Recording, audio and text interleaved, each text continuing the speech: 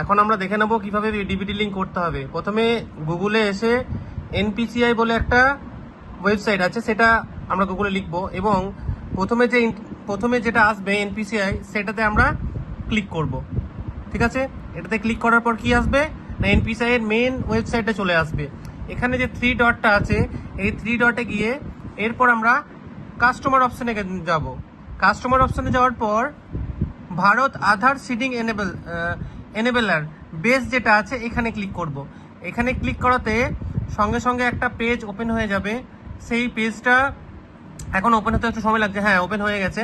এখান থেকে আমরা আধার সিডিং এবং ডিসিডিং করতে পারবো। প্রথমটাতে অ্যাকাউন্ট ডিটেলস সম্বন্ধে জানতে পারবো, আধার ম্যাপ স্ট্যাটাস জানতে পারবো, আধার ম্যাপিং জানতে পারবো। এবার যাদের সিডিং করা নেই তারা কিভাবে করবে না, প্রথম এটাতে ক্লিক করতে হবে। ক্লিক করার পর এখানে আধার নাম্বার রিকোয়েস্ট কি করবো, আমরা সিডিং করবো, মানে নতুন করে সিডিং করবো। সিডিং যদি নতুন করে হয় ফ্রেশ, আবার ডিসিডিংও করা যাবে, কোনো ব্যাংক থেকে অন্য ব্যাংকে করা যাবে, ডিসিডিং করতে পারবো।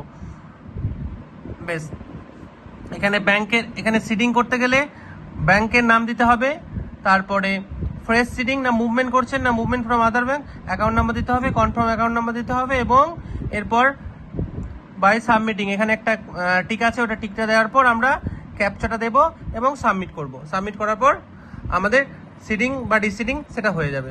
দেখি তো কেমন আসছে।